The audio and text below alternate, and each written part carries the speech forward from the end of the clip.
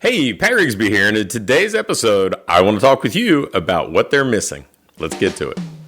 Welcome to the Fitness Business School podcast, the show for fitness business owners who want to grow their income, increase their impact, and improve their lifestyle. Be sure to listen till the end of this episode because we have a brand new special offer exclusive for listeners. So stay tuned.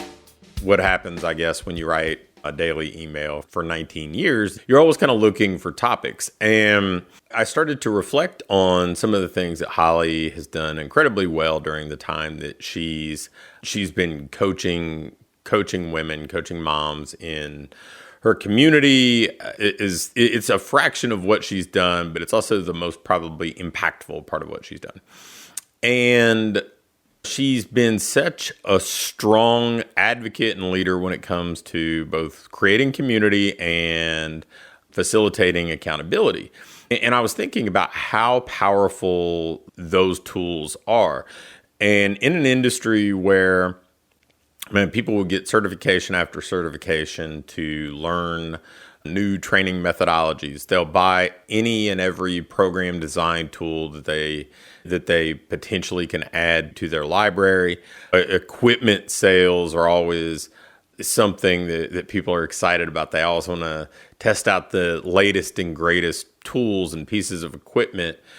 The reality is, strongly believe that community and accountability are great differentiators. And I'm going to kind of take a little bit of a detour and give you an example of why I feel so strongly about that. So my younger son, Alex, is playing baseball. He's in 8th grade, but in Kentucky, they let middle schoolers contribute in high school sports because there's so many rural schools. And so he's practicing with the baseball team in the fall, and they have kind of an inter-squad series going on, and I'm running the scoreboard. For the first time in my life, I'm running a scoreboarded game, which is weird having coached baseball for over 3 decades now. But I didn't really know the scoreboard control box at all. Didn't really know any of the ways to do things. When I got introduced to it, there were a few things that I think were not exactly intuitive, at least to me, who has zero understanding of this sort of thing. So I got on YouTube and found a series of videos that clearly explained it, walked through everything. And before you knew it, I had at least a rudimentary understanding of how to run the scoreboard. And I think about this, one of our longtime clients, Dustin Williams, he builds homes now. He built his first house by watching YouTube videos. And with the exception of the electric and the plumbing, he learned everything from watching YouTube videos.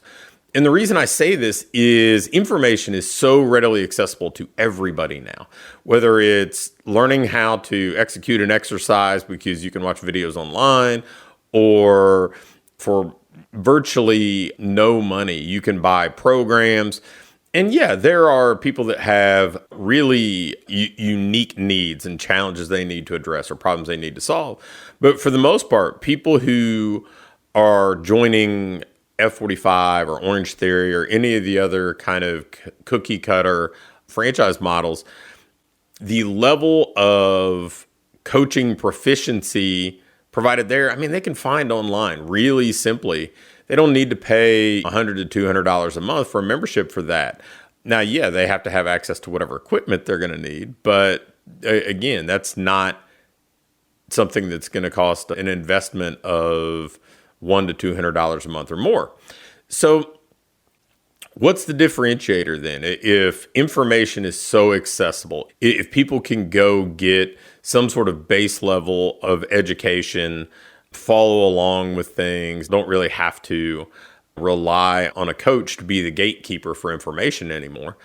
It kind of circles back to the things that I think Holly has traditionally just done better than almost anybody in our industry. And it's creating community and providing accountability. And for whatever reason, and I take zero credit for it, she figured this stuff out faster and probably prioritized it more than about anybody else that I know. There were a lot of people who had membership sites dating back to 2007, 2008, 2009. I mean, everybody loved the idea of subscription revenue, recurring revenue. But most of those membership sites were very transactional. It was like, you belong to this, we'll give you a workout every month. You follow along to that. If you have questions, ask them in the forum, ask them in the group, whatever else. Whereas hers was based around a community. People felt a sense of belonging. It became part of their identity. They wore branded tank tops and t-shirts. They did check-ins where they did a selfie post-workout to share a sense of accomplishment. They felt like they were connected in a way that, frankly, in that era, long before Zoom, long before the pandemic, almost seemed impossible.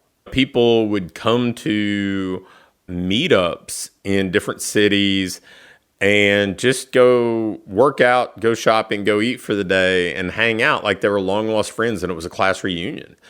And that sense of community, I think, has allowed her to keep any number of people connected for a decade and a half in a community where the themes have evolved. It's not focused so much on how do you fit a workout in with young children that are early school age and fixed school lunches and that sort of thing, to now it's kind of dealing with symptoms of menopause or self-care and skincare and all sorts of things that probably weren't priorities in that community 15 years ago.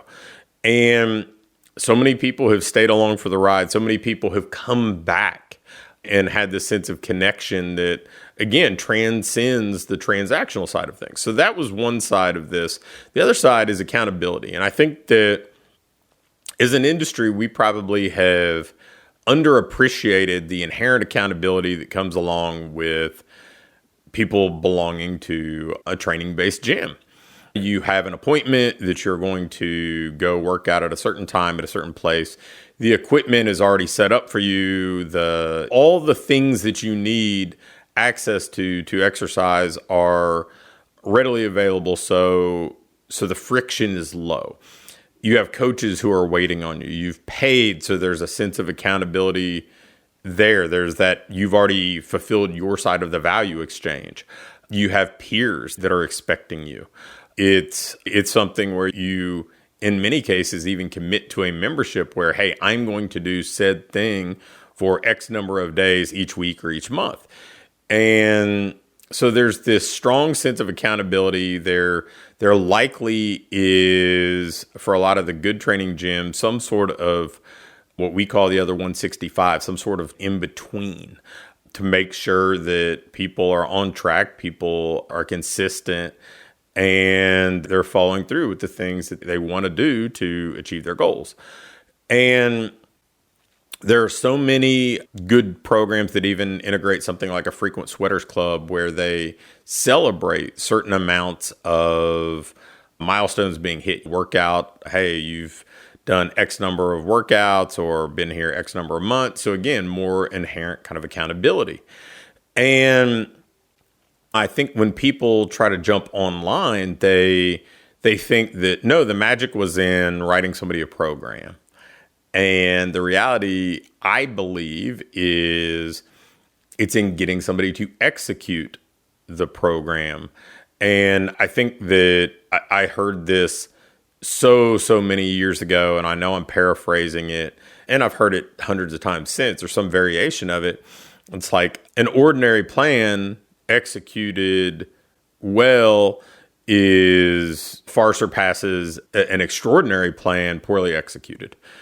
And I think that's the case here too. I think that if somebody has the accountability to consistently show up, then they're going to stack up progress. There's going to be that compound effect of consistently moving forward towards your goals.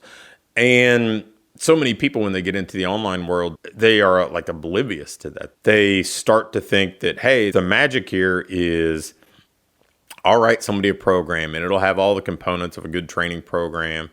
And they forget that there are friction points, like somebody has to actually go and do the thing. There's no kind of peer accountability, so you work a little bit harder. There's no appointment set to actually do the workout. Nobody's watching and supervising. You actually have to have the equipment. So there's friction to buy things or set things up or go to a gym where, again, there's not a said time or an appointment to go train. So they wonder why attrition is higher in online programs. They wonder why people don't do as well. Well, frankly, after watching Holly's community for years and years, they did just as well in being consistent and generating results as the average training gym that I saw, and probably surpassed that many times over. And she would run dozens of challenges, whether they were 6-week challenges or shorter term, 14 or 21 day things, to facilitate accountability. There would be different ways to check in. And I think that she proved to me long ago that sort of accountability was the difference maker, because most of these women were working out with a mat, sometimes an exercise ball, a light set of dumbbells, and maybe a band, and made extraordinary progress. I mean, before and afters are still being taken from products and programs that she's delivered and being used other places. I mean, I've seen them and sent cease and desist letters as recently as this year for things that were accomplished many years ago even. So if you're not prioritizing community and accountability on what you do, frankly, I think you're missing the golden opportunity. I think that especially if you're an independent training gym, fitness business owner, online coach, those are the things that are going to make your program sticky. Those are going to be the things that maximize retention. Those are going to be the things that generate results and create loyalty to your business or your brand. Not the fact that your programming is 15% better.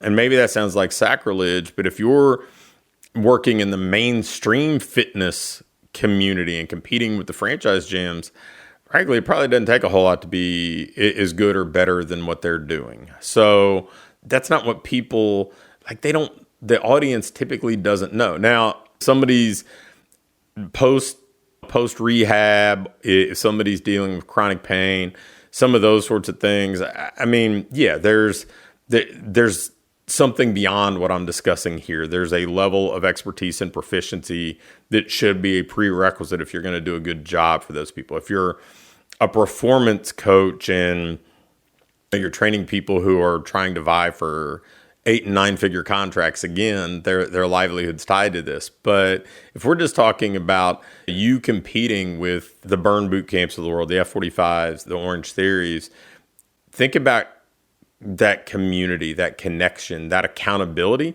Those are the things that are going to allow you to really set yourself apart, thrive, and build a business that not only lasts, but is profitable and kind of sets the stage for you to be a wealthy fitness business owner. Thanks for listening to this episode of the Fitness Business School. Before you go, I have a quick announcement. One of the things that we've been doing with our current clients is taking them through this ideal business diagnostic. And really what it is this checklist that allows you to pinpoint exactly what your business needs next so you can keep improving, keep growing, and build a business that you love to own. One that pays you well, one that allows you to have the impact you want to have, and one that allows you to have a lifestyle that you truly enjoy. In this diagnostic, we walk through everything and we do an evaluation and can instantly pinpoint what you need to do next to build that business that you want. I'm going to extend this opportunity to get on with either me or my team and take you through this evaluation and fix your business's most vital needs fast. So if we take you through this, you're going to be able to make those vital changes that you need to finally have what I call your ideal business. If you'd be interested in going through this entirely free, risk-free diagnostic with us and learn what you already have in place, what you're doing well, and where your greatest opportunities for rapid improvement are, just shoot me an email with diagnostic in the subject line to pat@patrigsby.com. Again, An email to pat@patrigsby.com with diagnostic in the subject line will get you scheduled and take you through this evaluation to help you build the business you want.